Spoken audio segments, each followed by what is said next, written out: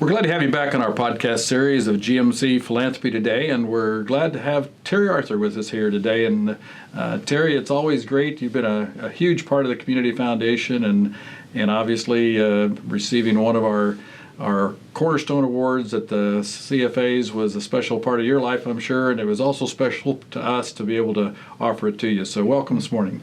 Thank you, Vern. Glad to be here. Well, to start us off here a little bit for our listeners, is tell us a little bit about your role in the community and what you have done as a profession. You've been a long time Manhattanite, so just give us a little background of Terry Arthur. Okay. Well, my family came here in 1947 when my dad got out of law school, and I've lived here except when I was in school my whole life. Came back in 1970 to practice law with the Arthur Green Law Firm. There were three of us, and I practiced there for 42 years, primarily doing wills and trusts and estate planning and tax and corporations. During that time, I also became general counsel of the Kansas Farm Bureau and affiliated companies for almost 20 years and did all their legal work. And so that was interesting, and I enjoyed it. And then I also, for 15 years, during that 42 years, taught at K-State in the accounting department in the graduate school, and I taught corporation and partnership taxation to graduate accounting students. So I had two jobs most of my professional career. Well, that's terrific. That doesn't surprise me a bit. Everybody knows Terry and wants to take advantage of your knowledge. So, what do you feel had the biggest impact on where you're at today? Who is a certain situation or a certain individual that's played a big part in your life? Well, I think the person that had the most influence in my life was my dad. I've been thinking about this. He was the finest man I've ever known, and as best I could, I've tried to emulate most of the things that I watched him over the years. He was a very Christian man, was involved in the church in a leadership role, and we went to church every Sunday, so that carried over. He was also very active in the community. He was county attorney and mayor of Manhattan and in the legislature and in the House and the Senate. And I didn't particularly want to do that, so I've never ran for any elective offices. Sure. But what I did notice about him, which is probably the most important thing in my life, is his community involvement and his concern for the community.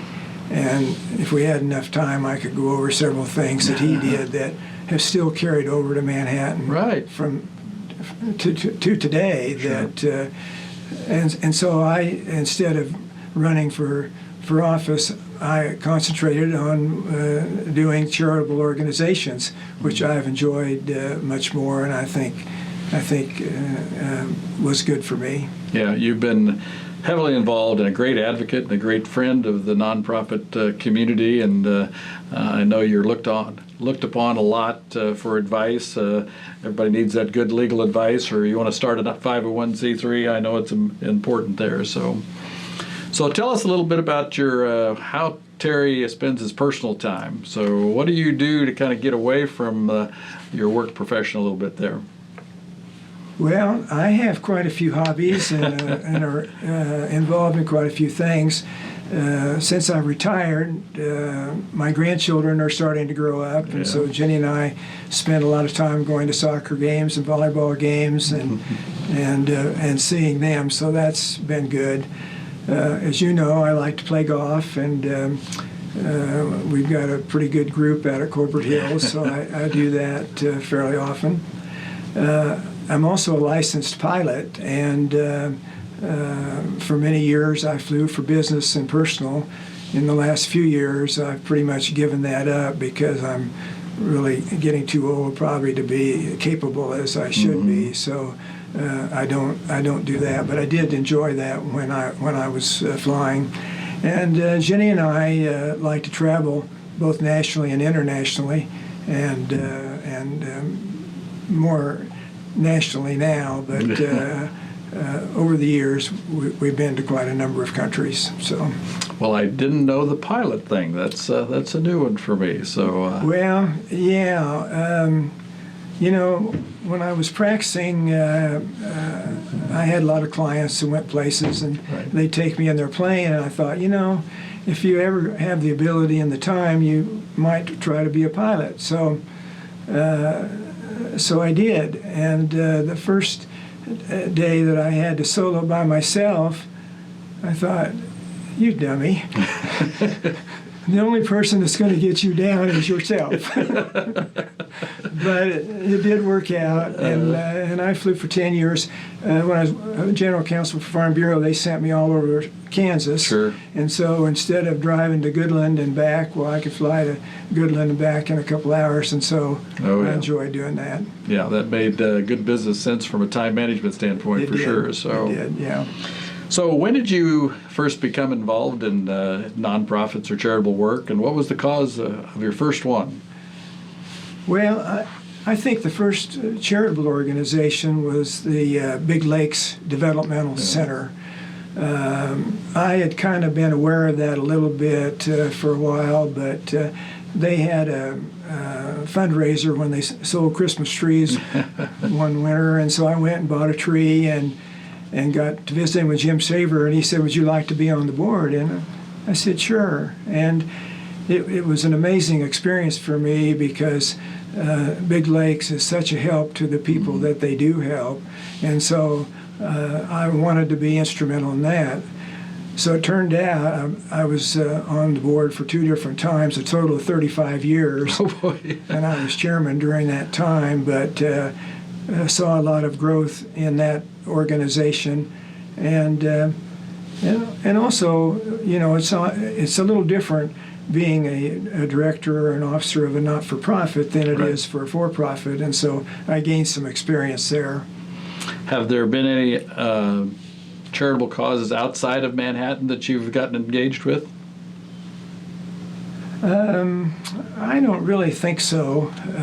Most of what I've done has been with Manhattan people that are located here. Yeah, you've been very active in the Manhattan community for sure. And so, is there a charitable decision or experience that you've had that's made a big impact on your life?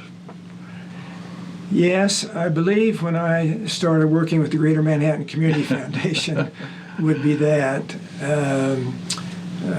Of course, I wasn't a founder, but I was involved from kind of the beginning. And before they were involved, I did a lot of private foundations for clients, which are both expensive and time-consuming. And so when the charitable Greater Manhattan Community Foundation was formed, it gave me the ability to recommend to my clients if they wanted a donor advice fund, they should set it up there. And so I did that early on, and so I had a direct professional relationship with the Community Foundation. And then I saw the good work that was being done, and eventually became a trustee, and then on the board and an officer. And then probably the biggest thing has been the involvement in the Goldstein Foundation and the Howe Foundation. Right. And the reason I say that is that those two organizations have been instrumental in providing larger grants than the average person would be. And I really felt that it's been good because being on the board of the Goldstein Foundation, we've been able to associate with other charities and do some pretty major things in Manhattan. Right. And I think that being with the Community Foundation in that capacity has been very important in my life. That's excellent. Well, and you've kind of segued in a couple of questions, but I'd like to ask you a little bit more on the Community Foundation side of things. So you've seen the growth of this from day one. And who actually got you first started in the Community Foundation world then? Well, of course, I was close to Jim Gordon and Jim Morrison and Mark Knockendoffel. Not surprised. Yeah, and worked with them a lot. in different aspects, but particularly Jim Gordon and Mark Knockendoffel on charitable things, and I could see what they were doing and what they had done, and so I would say they were instrumental in my becoming involved. Start there. So then that eventually led you to be board chair, board president at that point in time, and so all that process. So you've seen it from day one to now. So what do you see? How do you feel the Community Foundation has made an impact in Manhattan in your eyes over this 25 years? Well, in several respects. The first one is that I think it has allowed more people to become involved in charitable donations, both donation of funds and also being active in the community. And I think that's best highlighted by the Grow Green. Mm-hmm. And I really think that's probably the most important thing, in my opinion, that has been done by the Greater Manhattan Community Foundation, because it has allowed numerous organizations, 90 or 100 mm-hmm. Now, to be involved. And they go out and get their members and donors involved once a year. Right. They send letters out to try to gain support. And I think it's been instrumental in them gaining support, primarily probably because of the match, but then that's been important. But that is something I would hope would continue in the future, and I think it will, and it'll change a little bit because of the changes in some of the folks providing the matching funds. Sure. But I really feel that's the most important thing that I've seen in the community charity-wise, and I think to continue in the future.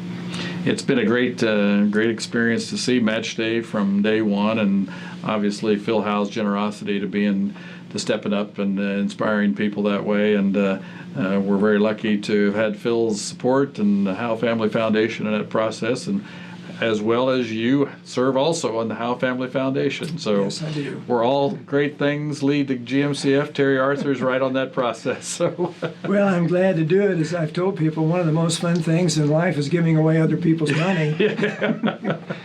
But yeah, Phil Howe, as we all know, is a wonderful man, and Jack Goldstein was as Absolutely. Well. I didn't. Jack was. And Joanne, not Joanne, but Jean, his first wife, were my parents' best friends along with the Wilsons growing up. So I always knew him as Mr. Goldstein. But we never did any legal work for him, right. So I wasn't involved there. But with Phil Howe, I was on the board of the Kansas State Bank and did his legal work, and so I was closer to him. And so when he was thinking about the future of Howe donations, right. Well, I suggested he set up the Howe Family Foundation, and he did, and it's worked well. Yeah, well, and we appreciate that, and I would agree. So let's talk about the Cornerstone Award now. So you were recognized as one of the 25 most influential individuals in the 25-year history of the Community Foundation. So when I called you and shared that information with you, how did it make you feel, and what are your thoughts about being a recipient of the Cornerstone Award? Well, when you called me, I was on the road. Fortunately, I had Bluetooth, so I didn't have to hold up the phone. I was more than surprised. I didn't know you were doing, well, I didn't know what you were doing in that right. regard, or doing 25 people, but I was very happy to be one, and proud to be selected. But, you know, in reflecting on that, I know it must have been hard for you and the Community Foundation to select 25 people, because there are way more than that that have both done financial donations and service. And so I felt by being one of those 25 that I was really representing other people that had been instrumental. And I think that'd be true for everybody that was selected. But it was a great honor. It was a tremendous evening. I couldn't believe the number of people that were there, and it was very well done, and I enjoyed it. Yeah, well, you're very deserving of the award. Your time in our history as a community foundation has been mentioned several times already, and we just appreciate all you've done, not only for the community foundation, but our community as a whole. You mentioned it when you were even talking about your dad. I mean, this is a very important part of your life, and I think your dad would be very proud of you right now. So well, I'd hope so. He lived till he was 93, so he saw me do most of the things that I did. But he and I were great friends. We got along very well, and I think he practiced with me for 35 years, and we never had a crossword, so I think that's pretty good. Wow. I made some suggestions to him a couple of times, which he didn't believe, but other than that. Well, that's good, and that may lead into my next question. So what advice would you give to others who are thinking about making a charitable gift in general, not necessarily to the community foundation, but what's the younger you or the earlier you? What advice could you give somebody? Well, of course, in doing my legal work and specializing in estate planning, I had that question come up fairly often. Mm-hmm. And I tried to direct people in the right direction, giving them the opportunity to make whatever decision on charities that they wanted. And so if someone indicated an interest, then we would talk about, well, do you want to make gifts now? Mm-hmm. And talk about gift tax returns. Do you want to make a gift in your will or trust, mm-hmm. or to set it up through life insurance or whatever? So I was very involved in that over the years, and so what I would recommend to people that are considering it is probably talk to your attorney or your accountant, or maybe come and see you, mm-hmm. About what the alternatives are and the options, because there are a lot more today than there used to be, as I indicated, and you can make deferred gifts through the community foundation, where before it was very expensive. So I think that's the main thing. And there are other people that probably could visit with them. But the main thing is, do what you think is the best for the ones that you want to support. Right. And I don't care who it is. I had one time that a fellow came in that was driving a 40-year-old pickup truck, and I said, "Why are you here?" And he said, "Well, I want to set up a foundation." And I thought, "Oh yeah, right."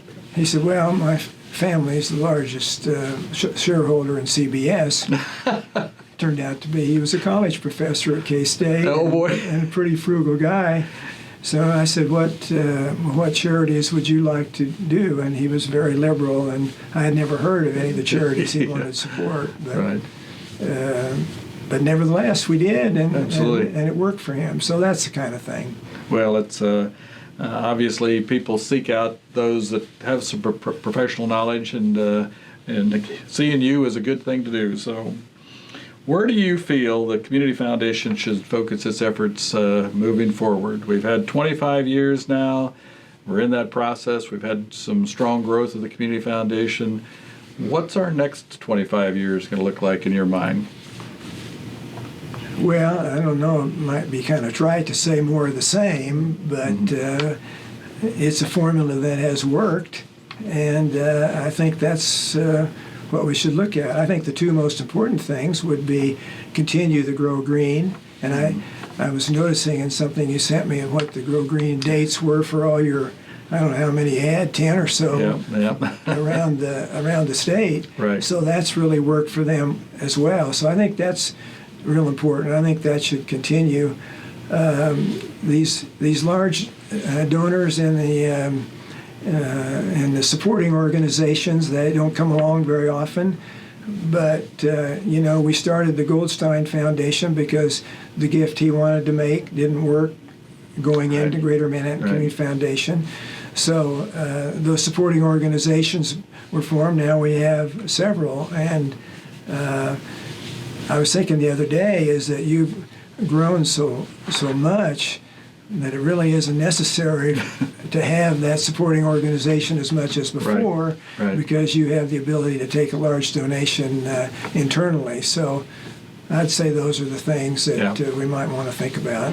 And for our listeners, it was, if a foundation receives more than 30% of its asset value, it's considered to possibly throw it into a private foundation category. And so that's why the initial supporting organization was set up. And sometimes supporting organizations don't accept gifts from IRAs or 401ks or anything quite as well, and so that's why you have to set up the supporting organization versus a donor-advised fund. So there are some rules on those donor-advised fund, but you're exactly right. The donor-advised fund is a simpler way to do it at this stage. So, I think that a recommendation I would have would be that if people in that size of an estate are interested, they should contact somebody that understands what's required. So, for instance, if it's a large one like Jack Goldstein, he originally left his to the community foundation, which we couldn't accept it, so we did the supporting organization. Right. Well, I'd been practicing law for 30 or 40 years then, and I wasn't sure about a supporting organization because we never did one. So I got a hold of an attorney in Kansas City that knew how to do it, and he helped us, and we set it up, and now we've done several more. So hopefully there'll be donors like that in the future. But and the other thing a supporting organization does is it allows the donor to be involved in decisions. They can't be a majority of the board, but they can certainly be influential in terms of board decisions. Yeah, the way it works, again, for our listeners, is the community foundation appoints one more than the supporting organization family member generally has. So if there's, in the case of the Goldstein, there's 4 from the Goldstein, from the SPS companies, and then we appoint 5 trustees to be on that board. That's a member of 9. So. Well, this is great, Terry. We've kind of talked about all aspects of your life here today a little bit. Is there anything that you would look back and give your younger version of Terry Arthur any advice today that you didn't wish you'd have known then? So. Oh, probably. I know that over the years, you had to know kind of what you're doing. You had to be confident in what you were doing, but you also had to have a personality that went well with the clients. And maybe I had that to start with, but I certainly tried to develop it. And my philosophy has been, and yours probably is too, treat everybody the same over your lifetime. I know my dad did that. That's where I learned it. And it doesn't matter whether the president of the university or, an instructor or whoever else, everybody's the same. And so I tried to emulate that. And so that would be something that I would say it is good to know. I think I probably did know that to start, but I certainly knew it better as I went along. Well, Terry, this has been wonderful. I want to congratulate you again on receiving the Cornerstone Award. Very deserving, and it's been an honor for me to call you a friend and a colleague in this process in many aspects of our community life, and I thank you again for joining us today. Yeah. Well, I appreciate all your hard work and all that you've done to make it successful and all around. So together we'll go forward into the future.